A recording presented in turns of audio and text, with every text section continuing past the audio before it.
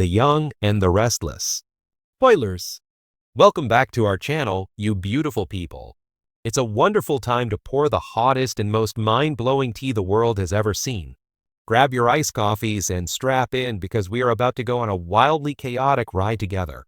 And by the end of this update, I guarantee that you will not be the same. I have passed away, you guys. Stop what you are doing right now. I literally tremble. Wait. We need to talk about this now because my grip on reality is entirely slipping.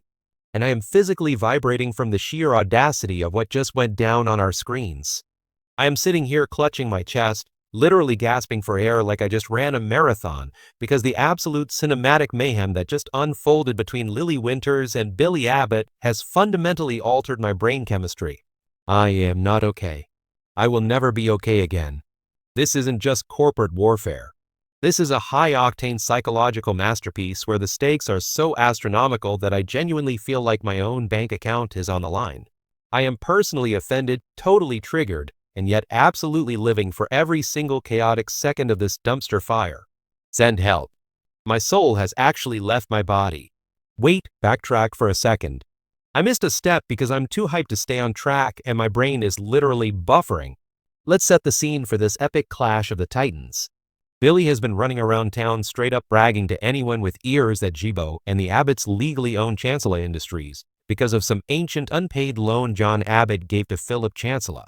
He has been so smug, so entirely insufferable that he is officially on my do not perceive list.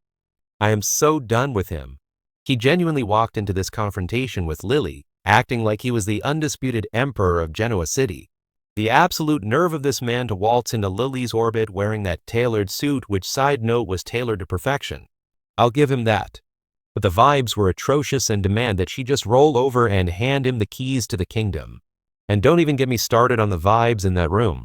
The tension was so thick, you could have sliced it with a butter knife and served it on a silver platter. I'm literally hyperventilating right now, just remembering the sheer condescension dripping from Billy's voice. He looks at Lily, our queen, our icon, the woman who literally built Chancellor Winters into the modern behemoth it is today, and has the unmitigated goal to tell her that she is fighting a losing battle. He tells her right in front of her beautiful, flawless face that she will lose. Bestie, be for real right now. I was mid-skincare when he said that, and I literally yeetated my phone across the room and smeared charcoal mask all over the rug. My jaw dropped to the floor. The absolute disrespect. Did I say that yet? My brain is mush. Moving on. But seriously, the arrogance was radiating off him like toxic waste. Naturally, Lily is not backing down because she is such a formidable force and does not waver. She is wearing this incredible power outfit. Wait, random tangent. Did anyone else notice the subtle gold hardware on her blazer? It was giving major I own you aesthetic, and I am obsessed. Anyway, returning to the main tea, Lily is staring at him, refusing to accept defeat, and telling him that she and Kane will use every weapon in their arsenal to fight this hostile takeover. She is not just fighting for a company. She is fighting for her family's legacy.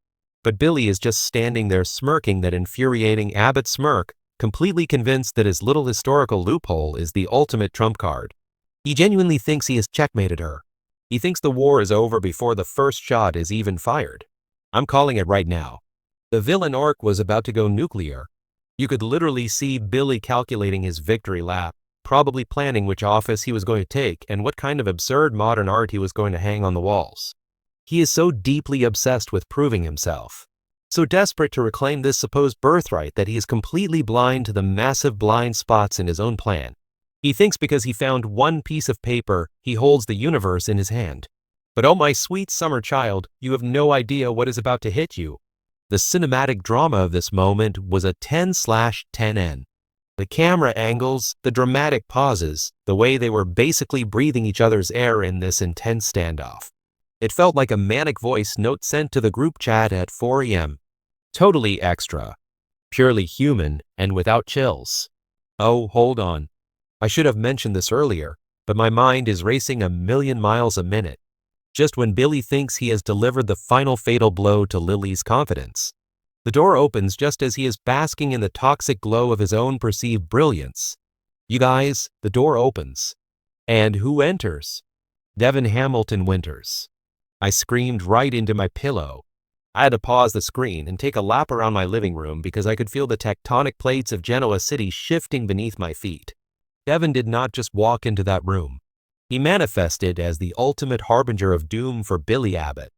The energy shifted so violently I actually felt a change in the barometric pressure in my own house.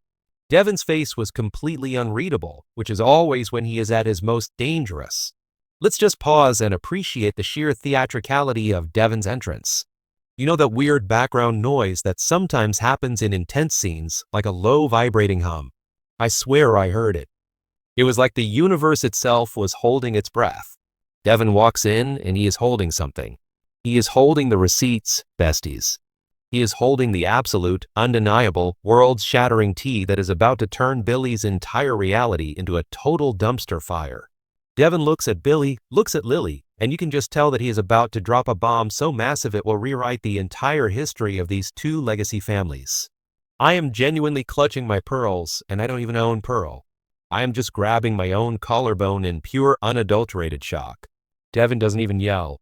He doesn't need to, actually just calmly, coolly, and with the precision of a lethal sniper reveals that he has found a secret. Not just any secret, a secret agreement, a document that predates all of this current nonsense. He found a binding historical agreement made between Neil Winters and John Abbott before they died. Yes, you understood what I said. The patriarchs, legends, and ghosts of Genoa City's past, Neil and John, are literally reaching beyond the grave to remove Billy Abbott's wig. I'm glitching. Wait, I'm literally glitching. Okay, back to the main event. Devon reveals this agreement, and the sheer gravity of what he is saying starts to slowly dawn on everyone in the room. Basically, Devon lays it all out. He drops the absolute nuke. The Chancellor does not belong to the Abbotts. It belongs to the Winters family. Why? Because John Abbott owed Neil Winters a massive astronomical amount of money. A debt so huge, so fundamentally game-changing that it completely supersedes whatever flimsy little loan Billy has been clinging to. John Abbott was in debt to Neil Winters. Let that sink in. The great John Abbott, the man Billy is trying so desperately to honor and avenge, owed the Winters patriarch a fortune. According to this secret agreement, the entire ownership structure defaults to the Winter family as a result of the massive unpaid debt, rights, and leverage. Chancellor is there. It has always been theirs. I need you to understand the absolute devastation of this reveal. Billy has built this entire crusade, this entire hostile takeover on the premise that John Abbott was the savior of Chancellor, the rightful owner who was wrong. Devon also completely dismantles that narrative in a single sentence. He flips the script so violently that I practically got whiplash. John didn't own Chancellor. John owed Neil. It is the most insane tea that can end the world. The irony, the poetic justice. Neil Winters is literally protecting his children and his legacy from the afterlife. I am crying. I am physically unwell. This specific betrayal of Billy's expectations feels like a personal attack on his soul, and I am totally living for it. The look on Billy's face, you guys. The look on his face. I require its framing and erecting in the loo. I need it painted on the ceiling of the Cyan Chapel. The color literally drained from his smug, arrogant face in real time. His ego was shattered into a million tiny, pitiful pieces, and his heart was split in half exactly at that moment. He was so stunned, so completely blindsided that he couldn't even form a coherent sentence. He just stood there blinking while the reality of his total and utter defeat washed over him. All that bragging, all that strutting around the GCC, all that condescension toward Lily, completely vaporized by one piece of paper brought in by Devon. I am genuinely spiraling over the psychological damage this is going to inflict on Billy. He is already a chaotic mess on his best days. He has been alienating everyone, ignoring Audra's warnings, stressing out Sally, and pushing his family away just to chase this Chancellor obsession. And now it was all for nothing. Worse than nothing, it actually proves that his father was in massive debt to Lily and Devon's father. It is the ultimate humiliation. I'm calling it right now. Billy's villain arc is about to go nuclear, or he is going to have a complete and total breakdown. He can't handle losing this much. His entire identity is wrapped up in this corporate war, and Devon just casually deleted him from the battlefield. Additionally, let's discuss Lily's reaction.